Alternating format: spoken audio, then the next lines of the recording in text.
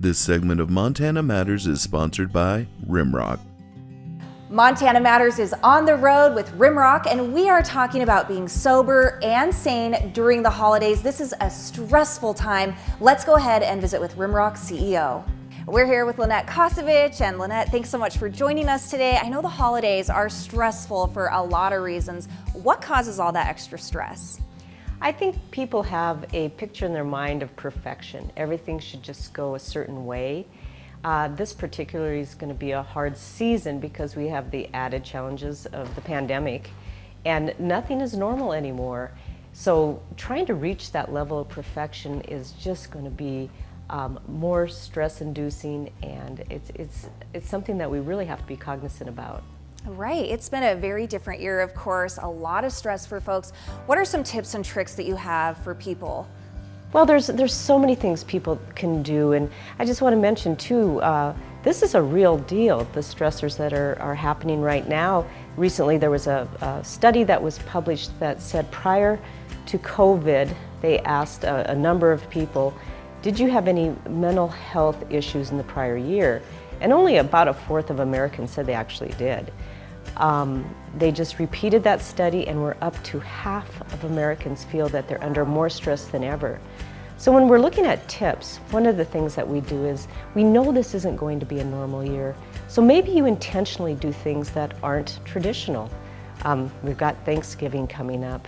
What if you wouldn't have a turkey? What if you would just do a roast beef or a ham? We know already the CDC and others are really encouraging us to keep our separation during the holidays. If we're really going to get a handle on this pandemic, it'd certainly be wiser to stay away or have very small groups.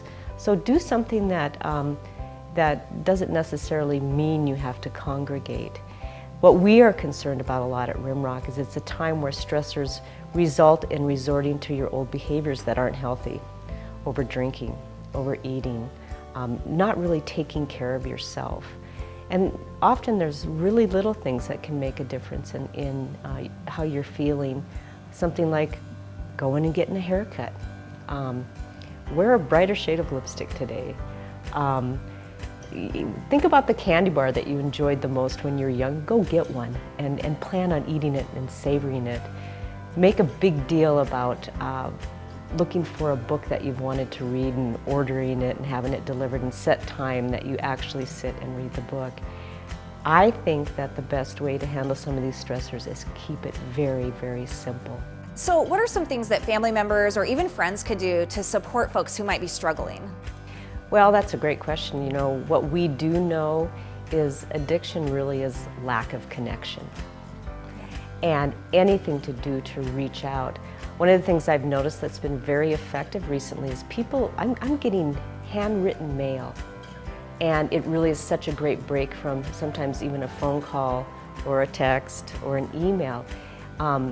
Voice to voice is the next best thing if you can't do face to face, but don't hesitate to reach out. And I've even found myself reaching out to people that I haven't talked to in a long time, both to buoy my own spirits and just to see how they're really doing. So reaching out is the best thing during this time. That's great advice. Isolation can be a problem, so. Absolutely. All right, well, Lynette, thanks so much for joining us. Thank you.